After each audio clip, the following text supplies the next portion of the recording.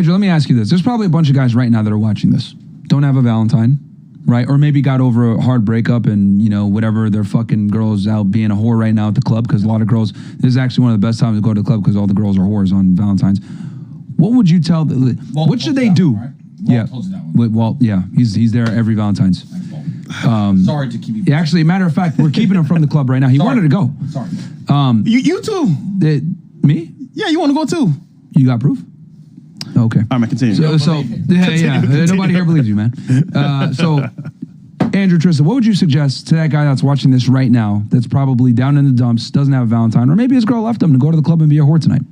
I think all the bad things that happen to you in your life are extremely important. I think pain is one of the most important elements of the alchemy that's required to become the most fantastic version of yourself. If you look at any superhero movie, the superhero had pain. Batman's Batman because they killed his parents. If they didn't kill his parents, he simply wouldn't be Batman. And I think a lot of men, when bad things happen to them or heartbreak, etc., they don't understand that all that pain that's been given to you in that scenario is extremely important and valuable.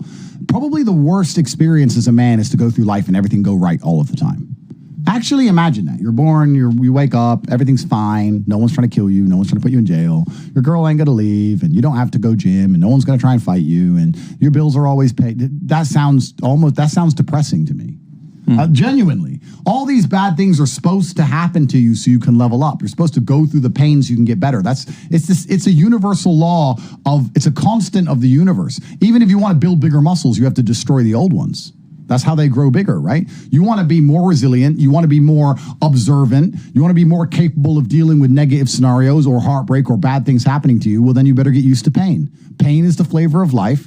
And the people who try and change the flavor are never going to be as competitive as the people who eat it up and go, okay, that's what it tastes like. Fine by me. Give me some more. And those are the ones who get very good at it. So if you're sitting here at home and you're sad, fantastic. I'm a little bit jealous. I'm genuinely a little bit jealous. Bad things are supposed to happen to you, but you have to use them as fuel. You can't sit there and let the bad things happen to you and feel sorry for yourself because nobody gives a shit.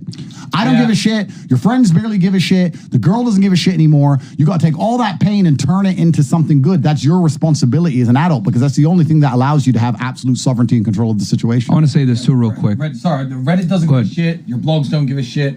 My answer to that would be something like, imagine you're on a sailing boat. There's 10 of you. 10 of you are on a sailing boat. Miles and miles from any land from the shore. And the boat springs a leak. The boat starts to sink. It does sink. And there's 10 of you in the water, right? You swim and you swim and you swim. Every single one of you thinks, fuck, this boat sank. Fuck, this sucks. Fuck, this is shit. I do anything for that boat to be back, for that boat not to have sank. And you, and maybe one other dude out of the 10 reaches the shore. You get onto that sand. You lay your back on that beach, you look up at the sky, and you think, thank fuck, I'm saved. After just a day, or a week, or 2 weeks, when you're finally back at civilization, you will be so happy that boat sank, because that will be a defining moment of your life. Now, the sinking ship can be an analogy to, I think, everything that every man has been through. You ever had your heart broken when you were younger? You? Of course. You?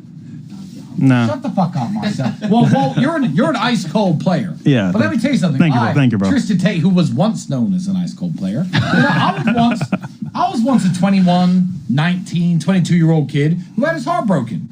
Am I not? But when I say focusing on the event, paddling in that water in the ocean, no matter how long you stay there, dreaming that the boat comes back, is always the wrong way to live. It is the wrong way to live. When you've been through the hardship, you have to persevere through it and get through the other end. And that's what separates the wheat from the chaff. That's what separates the milk from the cream. So you can, like my brother said, go through hardship, let it break you, let it destroy you, let yourself fall into some mediocre life that you don't like and you don't love, and you lose your passion and you lose your fire. And that's fine because that's what's going to happen to most people who go through hard experiences. But you don't want to be that person. You want to be the small percentage, because not everyone listening is going to go through hard shit and make it through. Yeah. You want to be that small percentage that does make it through, that goes through the hardship and laughs about it, smiles about it. You asked me about jail about 10 times today. Every single time, I think I burst into laughter at least once. Did I not? Yeah. And that's the way it is. You have to be the guy who could go through the hardship. So many people now watching this, the 30,000 watching live and the millions who will watch this, I'm sure, in the coming days and weeks and months, will be like, oh no, but with me, well, right now I'm going through this. Good. There's tens of thousands of you who will hear this message, and maybe 300-400 are going to make it to the point where they're like, ha ha ha, that was so good, that was so hilarious, I'm now killing it. You know, I'm going to quote the great M. Bison from Street Fighter. Oh, shit. M. Bison is not just a mighty warrior with the powers of electric shock, but he's also a philosopher. And he was speaking to Chun-Li once. You whore? This is Chun-Li, you whore? Yeah, so no. But this is history, because Street Fighter really happened. Yes. So as a historical person who knows historical knowledge, Chun-Li once says to Bison, and this is a defining moment of my life hearing Bison say this, because this is very much how I feel.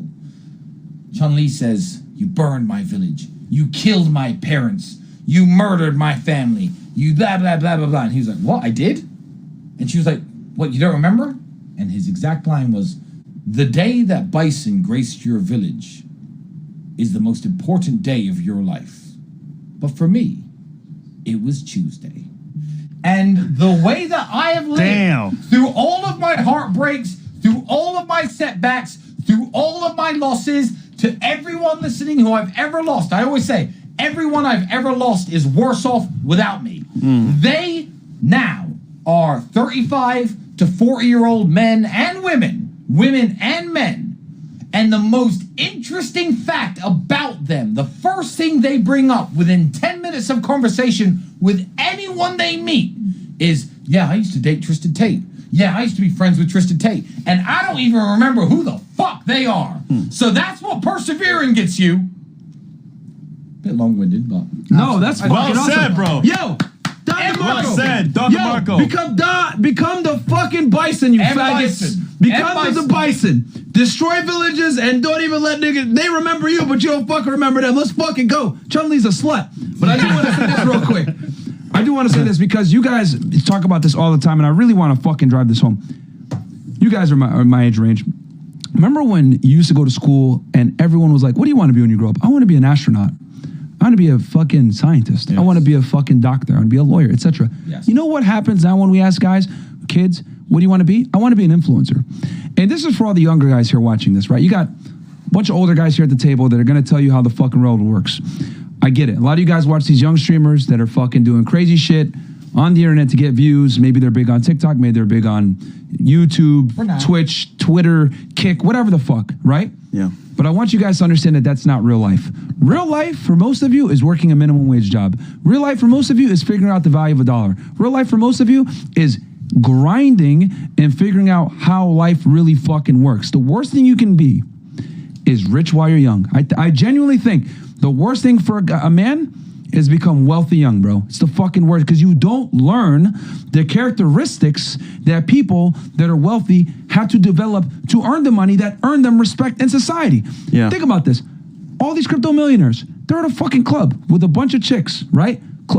There's a bunch of clubs in Miami, these crypto millionaires, well, all these girls, they come on our fucking show, the bitches. Oh, yeah, this crypto millionaire paid me all this money, blah, blah, blah, to just hang out with him, whatever. Because he didn't learn the skill set and get the money out the mud, right? And understand how to read people, how to read situations, how to read body language. Because they haven't done real business deals. They haven't worked in the real world. They haven't had a boss before. They don't understand fucking tempers. They don't understand the chain of command, etc. Guys, there's nothing wrong with fucking suffering and getting out there and figuring out how the world really fucking works. Like, you're not going to sit out here. Most of y'all are not going to be fucking influencers. Sorry. A lot of you aren't going to be TikTok stars. Sorry. A lot of you are going to get a fucking Kick deal, a Rumble deal, a YouTube situation. It's not going to happen for most of y'all. And there's nothing wrong with that. We need productive members of society that can do different things. But understand that most of you guys are going to have to suffer to get to that point to become productive as a man. You must become a tool. A tool is only as useful as it can be useful to other people. So you have to learn a skill set, man. A lot of you guys are not going to fucking sit here and become a multimillionaire at fucking 17, 18. It's not going to happen. You see these fucking YouTubers, these Twitch streamers, whatever, you see, damn, I want to be like that. Well, you want to be a fucking moron on the internet for views? It's not worth it, bro. And a lot of you guys are not going to reach it anyway. The reason is necessary. Oh, completely, bro. The reason all of us here have something to say is because we've had hard lives. That's it. If our lives were easy, We wouldn't have anything to teach you. And then we'd have to try and get views by self-depreciating ourselves and acting like clowns. You need to have all the difficult things in your life is what makes you who you are as a man. And women intrinsically understand this. I'll give you the simplest example. Why do women like scars? Something happened to him. Experience. But he's still here. Yeah. He's experienced. They tried to kill him, but he's alive. They like that. You ever read the book Silence of the Lambs? Never read the book. Anyway, well, it might be the movie, but anyway, Hannibal Lecter once says, "Scars hold the power to remind us that the past was real." It's one of my cool. It's a very cool quote. Yo, you're on fire with the quotes, man. But yeah, For real. but yeah, you're saying why do women love scars? Yeah, you're right. I'm covered in them. Because you have to go through some things. So to answer the question we asked earlier, if you're at home and it's Valentine's Day and you're sad, etc., good. You're lucky and you're blessed. And you need that mental reframe. And it's amazing how powerful a mental reframe can be. I think a lot of people even underestimate that the exact same scenario with a complete different reframe of it can change the outcome and all the lessons you learn from it. When bad things happen to me, my first answer is good. I've trained myself. This has happened. Good. It's supposed to happen. Good. And that's the ultimate reframe. Because if you're going to sit there and go, oh, why me? I don't know. Marcel, you can tell me. Has anyone actually ever truly given a fuck enough to fix your life besides yourself? No, never. They're not going to, bro. They're not going to. You got to do it yourself. You need all these bad things to happen to you, and you have to use them as fuel. And if you get your life in order, you'd be amazed how easy life can be. And I actually think, especially in the world we live in now, maybe we talk about generations, and I don't want to sound like one of them crazy old grandpas. You are. I am, maybe. But like in our day, there was the hot girl in school you wanted, or maybe the hot girl at work you wanted. That's it. But it must be strange now to be 17, 18, have no money, no value, no life experience, and you seeing all these baddies on Insta, and you want a piece of all of them, and you can't get any of them, no matter what you say And or some of them do. are your fucking age, too. Yeah, bro, they're your age. Living a And crazier they're- life And than they're you. with a 40-year-old millionaire on a boat. And you're working in Starbucks. It must be a mind fuck. Yeah. Well, That's true. So you have to. So what do you do in that position? Well, you have to understand. Okay, I got to go out there and become a man of value, and value only going to come through suffering. It's not going to come any other way. So let's extrapolate the argument. And this is a very interesting point that I think we made a couple times. Back in the day, it wasn't just that men were more isolated. I only see the hot girl at my school. I only see the hot girl at my office. Women were much more isolated too. Let's say you live in a village in Slovenia filled with coal miners, okay? In the 1960s, the 1970s, and 1980s, the hottest girl is going to end up with the baddest coal miner, the coal miner's boss, the overseer of the coal mine. Yeah. Because that's the localized situation of the sexual marketplace. When we preach masculine excellence and being the best version of yourself and going out there to be a top-tier male, and Myron makes his very valid points about feminism kind of being a massive advantage to the top-tier males, let me tell you something. There can be a coal mining town in Slovenia right now, and you could be the baddest coal miner that there is right now. You could be the boss of the fucking mine, and the 19-year-old, 10 out of 10, virgin Slovenian girl in the coal mining town is going to accept an invitation to New York City or Dubai from some guy who's worth $100 million that the coal miners are not going to be able to compete with. And coal miners are fucking important people. So are farmers. So is everyone else. But you need to be exceptional and you need to be the best and the best. You know, actually, I'm going to read out. This isn't even a super chat. Do you remember that time that Marine that with the mental health problems went viral? He was crying. He had a beard. He was in his car. He wasn't getting the mental health care he wanted. Anyway, maybe you know that. Yes. Anyway, I'm familiar with it. He is now, but I reached out to him after that happened. I've been a very good friend of his for about a year and a half. I speak to him almost daily on Instagram. He said something. He goes, "Well, Myron is wrong. You could be average, but as long as your work ethic isn't, then you're good." And in fact, he said this about 20 minutes ago, but that sums up everything that we were saying. Shout out to Jojo. He's an awesome dude. He's completely right.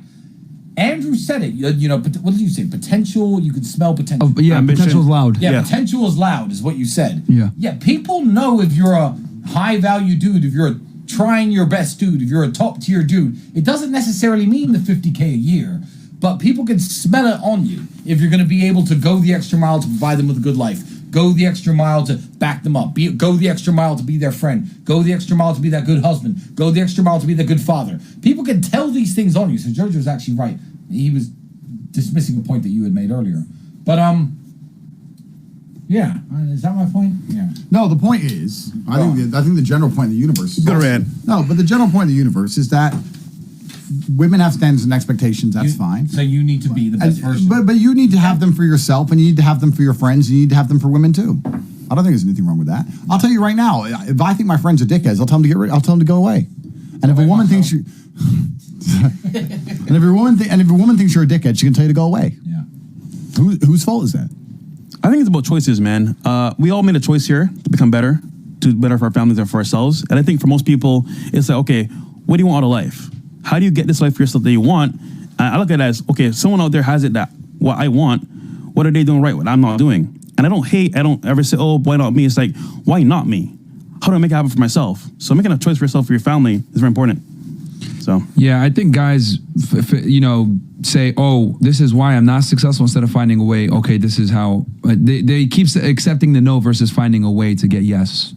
And that's really what it comes down to. I remember coming to America and I saw a guy in a Lamborghini pull up to Starbucks with a hot chick, and I was like, damn, who the fuck is this guy, right? And I'm like, I'm here at Starbucks with no job, no car, just a laptop. How do I get there? 5 years later, we're here today. Well, 7 years later. Yeah. And I have multiple cars, Lamborghini as well. Hot chicks all the time. But it wasn't me hating or and you saying, got a stutter and you black as hell. Exactly. And they made fun of you about it, but you still did it. But it wasn't all the fucking haters. It wasn't me hating or saying, oh, woe is me. It's more like, why not me? And reverse engineering, how do I get there? Yeah. So it's a choice, man. It's just a choice. The why me mentality really wastes time, and time's the